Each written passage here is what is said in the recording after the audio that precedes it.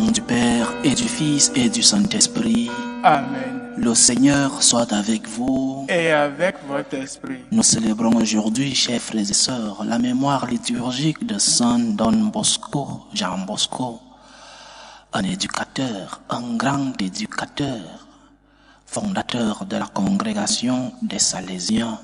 Demandons par son intercession au Seigneur de nous donner la force, de nous guider, de nous illuminer dans cette grande responsabilité qu'est l'éducation de nos enfants, l'éducation de nos jeunes, l'éducation des tout-petits, pour que nous puissions être des instruments du Seigneur pour montrer le vrai chemin, le chemin qui amène ces jeunes, ces enfants vers la sainteté, vers la félicité finale qui est Dieu lui-même.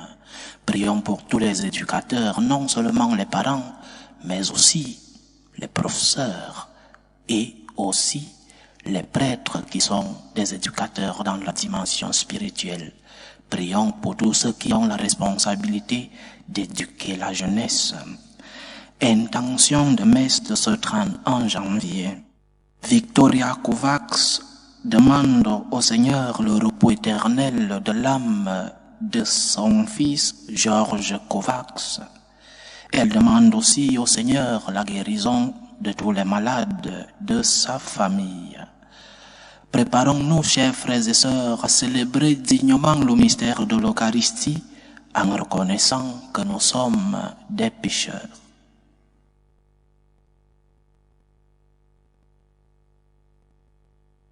Prends pitié de nous, Seigneur. Nous avons péché contre toi. Montre-nous, Seigneur, ta miséricorde. Et donne-nous ton salut. Que Dieu Tout-Puissant nous fasse miséricorde, qu'il nous pardonne nos péchés et nous conduise à la vie éternelle. Amen. Seigneur, prends pitié.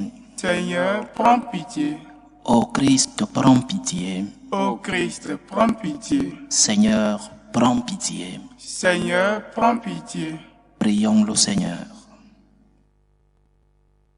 Dieu qui a suscité Saint Jean Bosco pour donner à la jeunesse un maître et un père, inspire-nous le même amour qui nous fera chercher le salut de nos frères en ne servant que toi seul.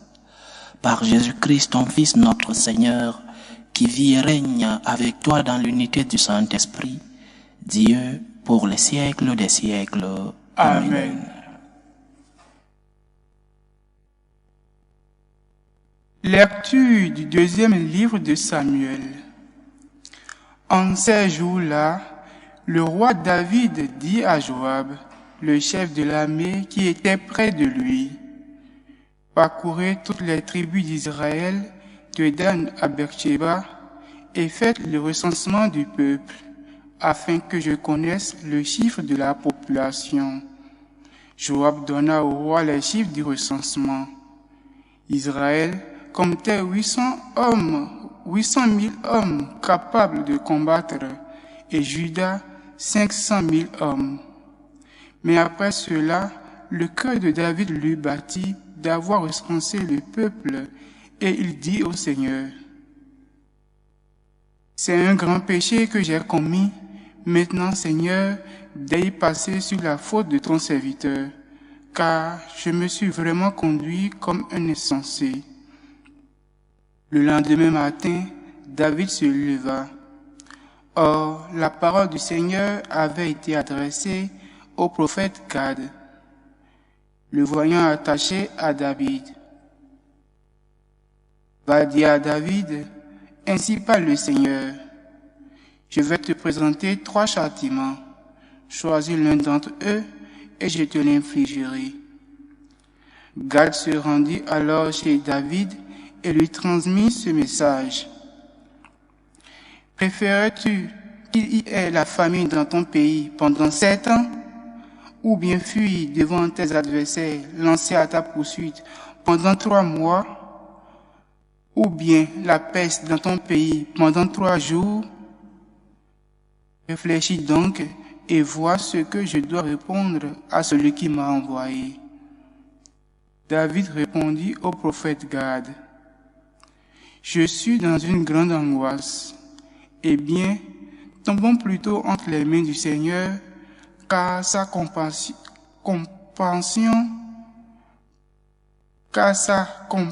est grande, mais que je ne tombe pas entre les mains des hommes.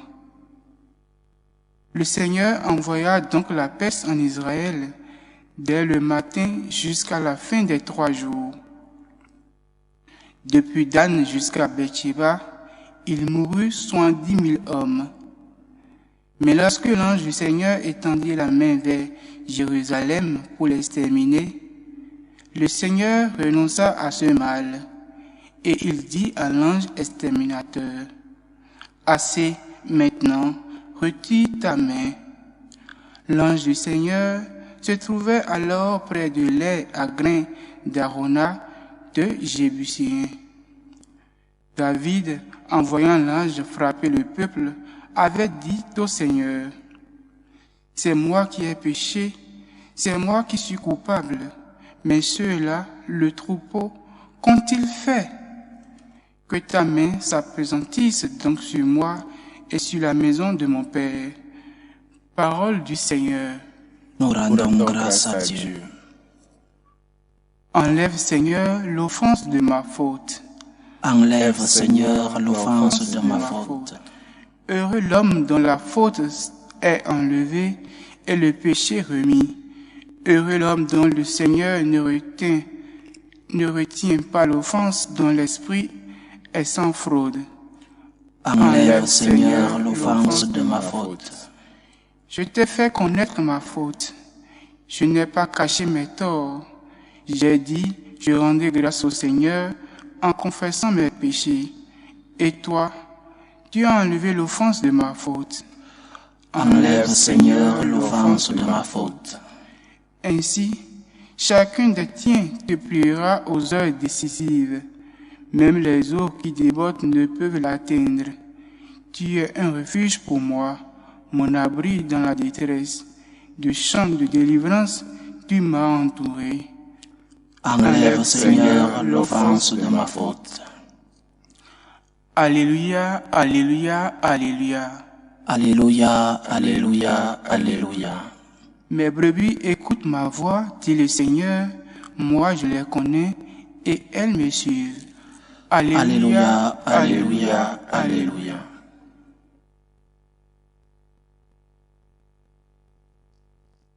Le Seigneur soit avec vous. Et avec votre esprit. Évangile de Jésus-Christ selon saint Marc.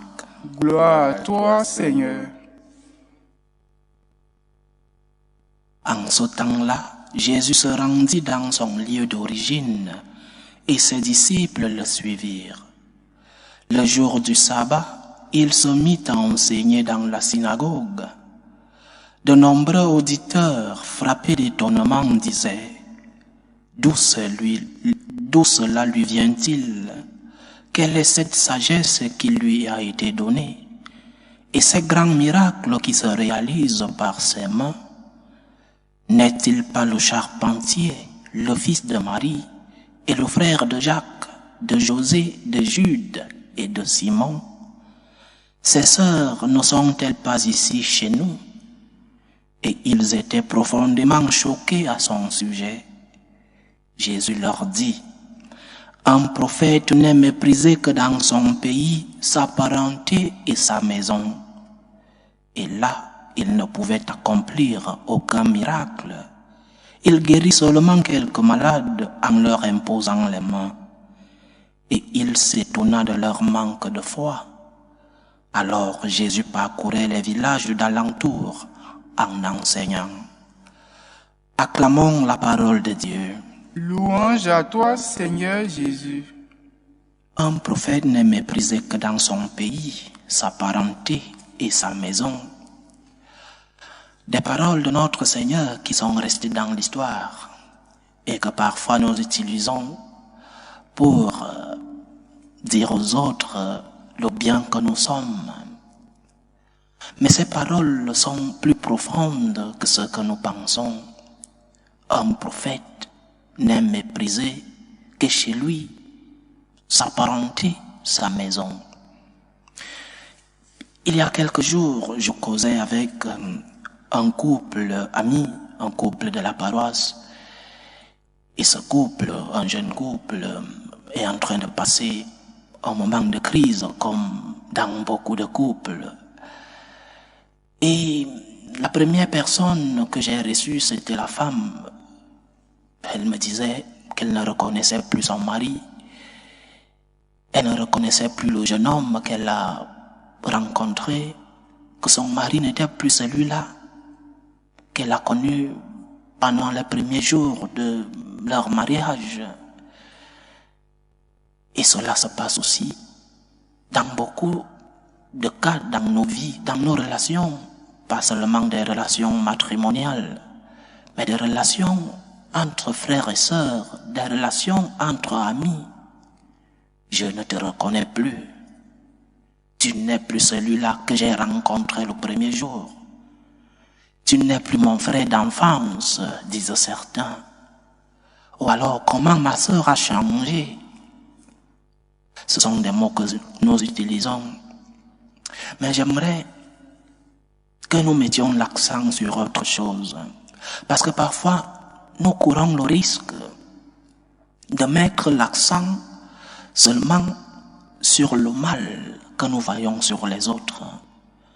Nous courons le risque de poser nos yeux seulement sur ce que les autres font de mal. Et nous sommes aveugles du bien que peuvent faire les autres. Nous sommes aveugles du bien que les autres font de temps en temps. C'est vrai que nous tous, nous faisons le bien et le mal. Mais beaucoup de fois, nous mettons plus l'accent sur le mal que les autres font. Et nous courons le risque de nous aveugler, de ne voir que le négatif sur les autres. Et nous disons, il a changé. Pose-toi la question. N'est-il pas ton regard qui a changé? Parce que lorsque tu as rencontré cette personne avec l'enthousiasme de l'amour, l'enthousiasme de l'amitié, l'enthousiasme de l'enfance dans le cas des frères et sœurs, lorsque tu as rencontré cette personne, tu ne voyais que le bien.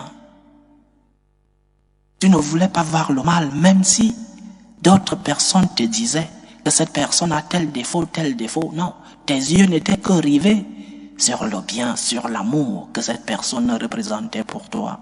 Mais qu'est-ce qui a changé? La personne ou le regard que j'ai pour la personne? Qu'est-ce qui a changé? Cette personne est devenue mauvaise du jour au lendemain. Cette personne a perdu ses bonnes habitudes et est devenue la mauvaise personne que tu décris aujourd'hui. Je disais à cette dame, à ce couple ami qui est venu me voir, je leur disais, essayons de revenir dans notre regard du premier jour. Essayons de purifier nos regards et nous concentrer sur le bien qu'il y a dans les autres. Concentre-toi sur le bien. Concentre-toi sur les choses positives que l'autre personne fait. Parce que les personnes, normalement, ne changent pas. Les personnes, normalement, sont les mêmes. Les personnes, normalement, ont les mêmes habitudes, les mêmes actes.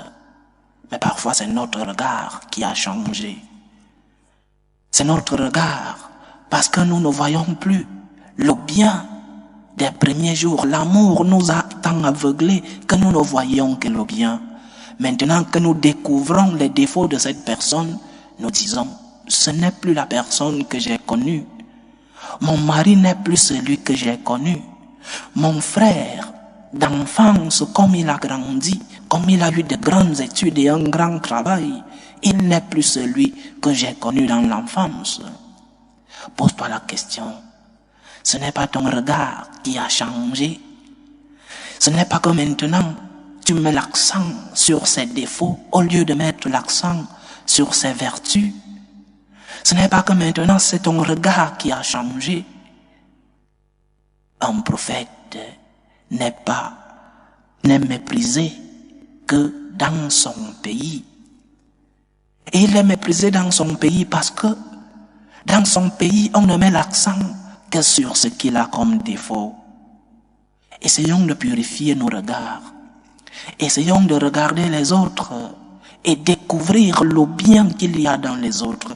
Essayons de regarder les autres et découvrir le positif que ces autres personnes nous transmettent. Cela ne veut pas dire que nous ne devons pas regarder les défauts des personnes et essayer de les corriger fraternellement avec amour. Mais cela veut dire que lorsque nous ne mettons l'accent que sur ce qui est mauvais sur les autres personnes, nous sommes en train de ruiner nos relations. Nous sommes en train de mettre un accent sur ce qui va diviser les relations. Mets l'accent sur le bien, mets l'accent sur le positif, car ton mari, ta femme, ton frère, ta sœur, tes amis, lorsque tu mettras l'accent sur le positif, le négatif, tu essaieras de corriger avec amour, avec fraternité. Je répète, cela ne veut pas dire que nous ne devons pas regarder les défauts des autres et essayer de les corriger. Ne soyons pas comme le naïf Pangloss dans Voltaire qui décrit cette personne qui ne voyait pas le mal et ne voyait que le bien dans les autres personnes. Non, il y a du bien dans nous tous. Il y a aussi quelques déchets, quelques taches. Mais si nos yeux ne sont rivés que sur les tâches, si nos yeux ne sont rivés que sur les choses négatives des autres, alors nos relations n'auront pas de fruits. Nos relations ne porteront pas, n'auront pas de fondation, parce que nous serons des éternels plaintifs. Regarde ce qu'il m'a fait, regarde ce qu'il est devenu, regarde comment il est devenu. Essaye de purifier ton regard. Essaye de redécouvrir ces bonnes choses que tu as vues en cette personne lorsque tu l'as connue. Essaye de te rappeler de ces bons moments que tu as passés avec cette personne. Cette personne n'a pas changé, c'est ton regard qui a changé. Cette personne continue d'avoir les mêmes défauts et les mêmes forces, les mêmes vertus. C'est ton regard qui a changé. Parce qu'avant, ton regard n'était figé que sur ce qui est bien. Et maintenant, tu as changé ton regard. Maintenant, tu mets l'accent sur ses défauts, sur ses faiblesses. Purifie ton regard. Purifie la façon de voir l'autre personne. Et tu verras comment ta relation continuera d'avoir cette unité. Tu verras comment ta relation sera comme cette relation du premier jour. Tu verras comment ta relation va retrouver l'enthousiasme des premiers jours, l'amour qui vous a unis. Purifie ton regard avec la grâce de Dieu. Lorsqu'il y a un défaut, essaye de le corriger. Essaye d'appeler l'autre. Dis-lui, chérie, dans le cas d'un couple, ou alors mon frère, ma soeur, mon ami, il y a ce défaut. Est-ce que nous ne pouvons pas le corriger par la grâce de Dieu? Purifie ton regard et tu verras que ce prophète continue d'être un prophète. C'est ton regard qui a changé. Demandons au Seigneur cette grâce d'avoir un regard positif sur les nôtres. Demandons au Seigneur d'avoir un regard qui découvre toute la bonté et tout le bien qui est dans les autres. Ne mettons pas l'accent sur les défauts, sinon nos relations ne seront pas bien bâties. Sinon, nos relations n'auront pas la force qu'elles ont eue dans les premiers jours de ces relations. Que le Seigneur nous aide donc, chers frères et sœurs, à purifier nos regards. Qu'il nous aide à pouvoir être unis dans le bien. Et lorsqu'il y a le mal, essayer de le corriger avec amour. Loué soit Jésus-Christ. À jamais. Présentons nos humbles supplications vers Dieu le Père Tout-Puissant, pour la Sainte Église, pour le pape, pour les évêques et les prêtres. Prions le Seigneur. Seigneur, écoute et prends pitié. Prions le Seigneur pour la paix dans le monde, pour la paix dans nos familles, pour que finissent tout germe de violence, pour que finissent les divisions, les tensions, les guerres entre les peuples. Prions le Seigneur. Seigneur, écoute et prends pitié. Prions le Seigneur pour les vocations dans la vie consacrée et dans la vie sacerdotale, pour que lui qui est le maître de la moisson envoie des ouvriers fidèles dans sa vigne. Prions le Seigneur. Seigneur, écoute et prends pitié. Prions le Seigneur pour tous ceux qui vivent des moments de détresse, surtout pour les malades de nos familles, spécialement pour toutes ces personnes qui nous demandent des prières, qui vivent des maladies difficiles. Prions aussi pour toutes ces personnes qui prennent soin de ces malades, pour que le Seigneur, le Dieu de la guérison, puisse être leur consolateur. Prions le Seigneur. Seigneur, écoute et prends pitié. Pour nous tous ici rassemblés, pour tous ceux qui nous suivent à travers ce canal, pour toutes nos intentions de prière, pour la réalisation de nos projets, pour la protection de nos familles, pour l'éducation de nos enfants. Prions la présence du Seigneur dans nos familles et dans nos vies. Prions le Seigneur. Seigneur, écoute et prends pitié. Écoute et prends pitié, Seigneur. Reçois les supplications que ton peuple te présente avec foi. Daigne les exaucer selon ta volonté. Toi qui vis et règnes pour les siècles des siècles. Amen.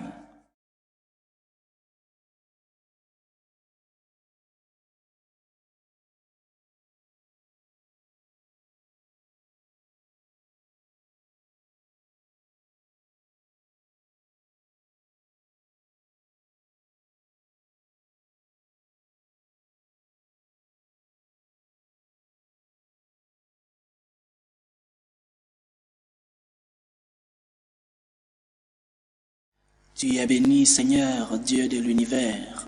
Nous avons reçu de ta bonté le pain que nous te présentons, fruit de la terre et du travail des hommes. Il deviendra pour nous le pain de la vie. Béni soit Dieu, maintenant et toujours. Tu es béni, Seigneur, Dieu de l'univers. Nous avons reçu de ta bonté le vin que nous te présentons, fruit de la vigne et du travail des hommes. Il deviendra pour nous le vin du royaume éternel. Béni soit Dieu, maintenant et toujours.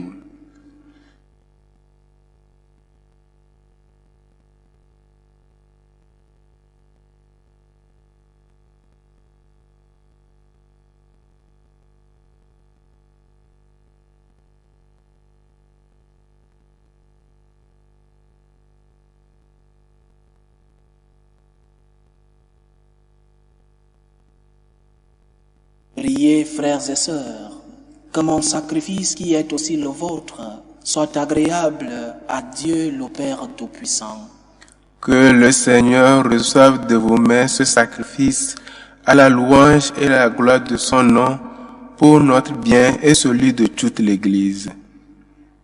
Accepte, Seigneur, nous t'en prions, le sacrifice de ton peuple consacré t'offre aujourd'hui en mémoire de Saint Jean Bosco. Fais qu'en ayant participé à ce mystère, nous devenions des témoins de ta charité. Par Jésus-Christ, ton Fils, notre Seigneur, qui vit et règne avec toi dans l'unité du Saint-Esprit, Dieu, pour les siècles des siècles.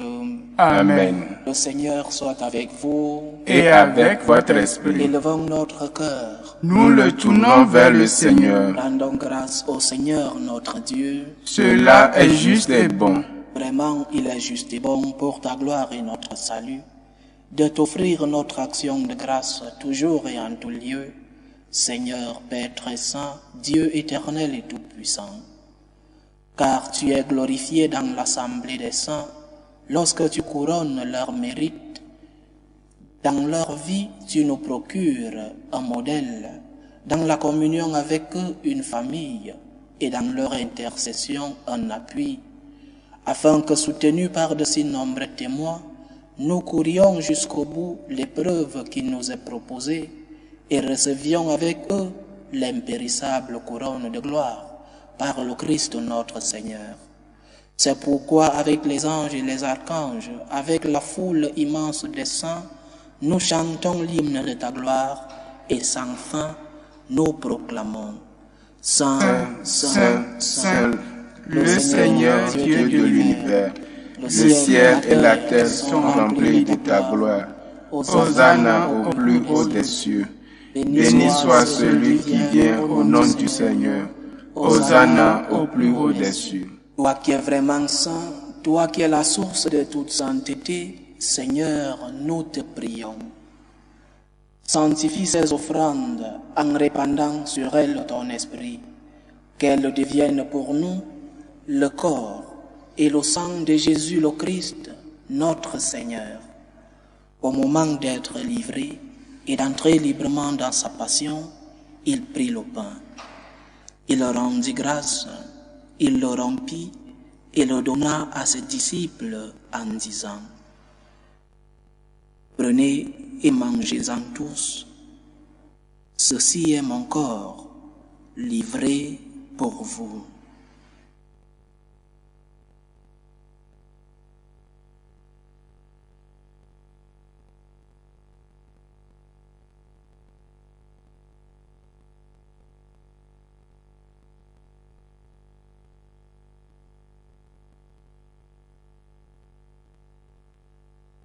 De même, après le repas, il prit la coupe. De nouveau, il rendit grâce et la donna à ses disciples en disant: Prenez et buvez-en tous, car ceci est la coupe de mon sang, le sang de l'alliance nouvelle et éternelle, qui sera versé pour vous et pour la multitude en rémission des péchés. Vous verrez cela en mémoire de moi.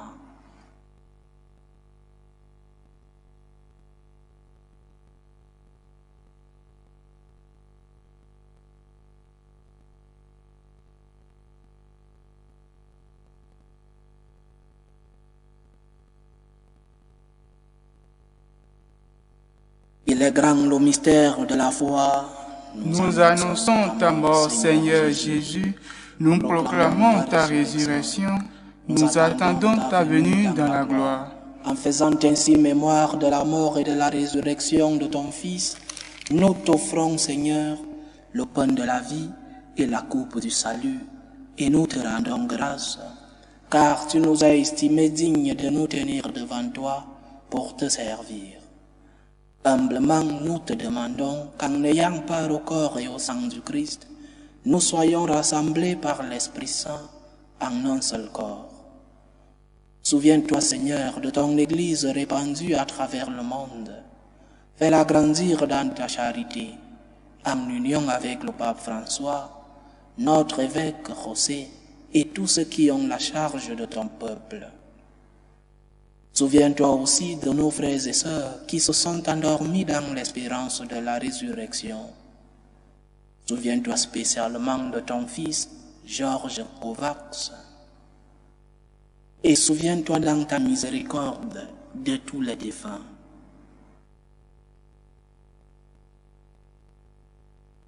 Accueille-les dans la lumière de ton visage.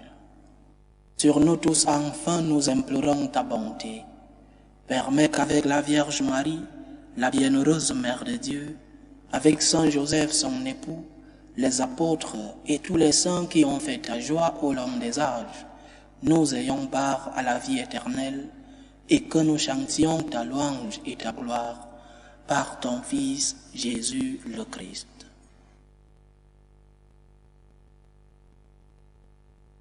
Par lui, avec lui et en lui, à toi Dieu le Père Tout-Puissant, dans l'unité du Saint-Esprit, tout honneur et toute gloire pour les siècles des siècles. Amen. Comme nous l'avons appris du Sauveur, et selon son commandement, nous osons dire: Notre Père qui es aux cieux, que ton nom soit sanctifié, que ton règne vienne, que ta volonté soit faite sur la terre comme au ciel. Donne-nous aujourd'hui notre pain de ce jour. Pardonne-nous nos offenses, comme nous pardonnons aussi à ceux qui nous ont offensés.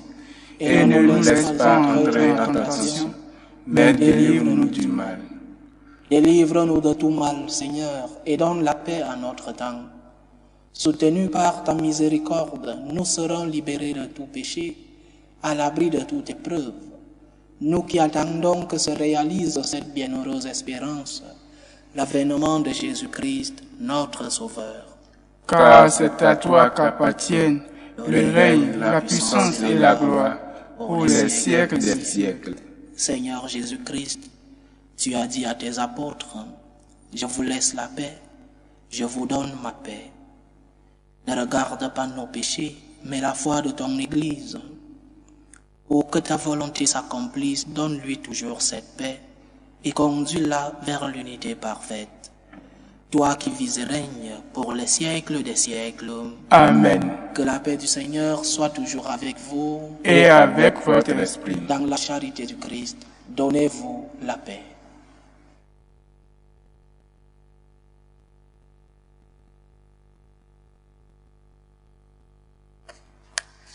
Agneau de Dieu, qui enlève les péchés du monde, prends pitié de nous. Agneau de Dieu, qui enlève les péchés du monde, prends pitié de nous. Agneau de Dieu, qui enlève les péchés du monde, donne-nous la paix.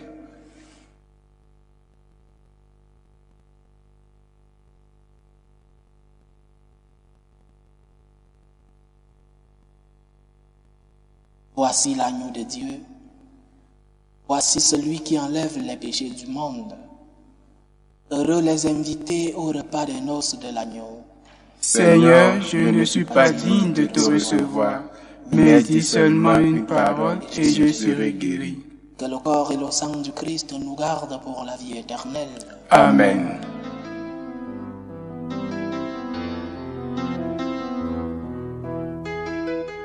Communion spirituelle. Mon Jésus, je crois en votre présence dans le très saint sacrement. Je vous aime plus que toute chose, et je désire que vous veniez dans mon âme. Je ne puis maintenant vous recevoir sacramentellement dans mon cœur. Venez-y au moins spirituellement.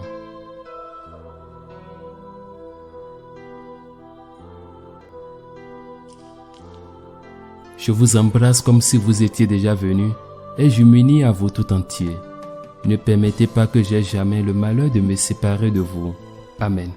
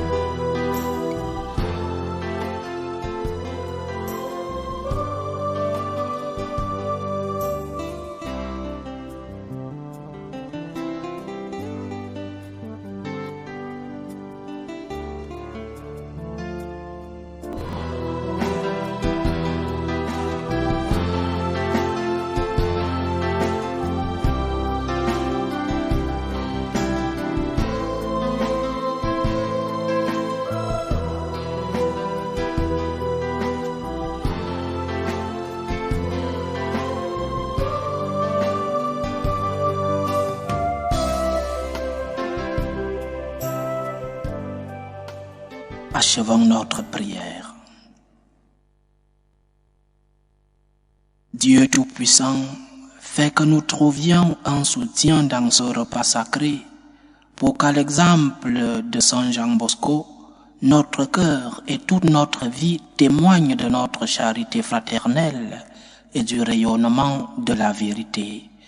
Par Jésus-Christ, ton Fils, notre Seigneur, qui vit et règne avec toi dans l'unité du Saint-Esprit, Dieu pour les siècles des siècles. Amen. Le Seigneur soit avec vous. Et avec votre esprit. Que Dieu Tout-Puissant vous bénisse, le Père, le Fils et le Saint-Esprit. Amen. Allez dans la paix du Christ. Nous rendons grâce à Dieu. Salut ô Reine, Mère de miséricorde, notre vie, notre douceur, notre espérance, salut. Nous crions vers toi, enfant d'Ève exilés. Vers toi nous soupirons, gémissant et pleurant, dans cette vallée de larmes. Ô toi, notre avocate, tourne vers nous ton regard miséricordieux. Et après cet exil, montre-nous Jésus, le fruit béni de tes entrailles. Ô clémente, ô miséricordieuse, ô douce Vierge Marie. Amen. Priez pour nous, Sainte Mère de Dieu, afin que nous soyons rendus dignes des promesses de Jésus-Christ. Saint Jean Bosco, Priez pour nous.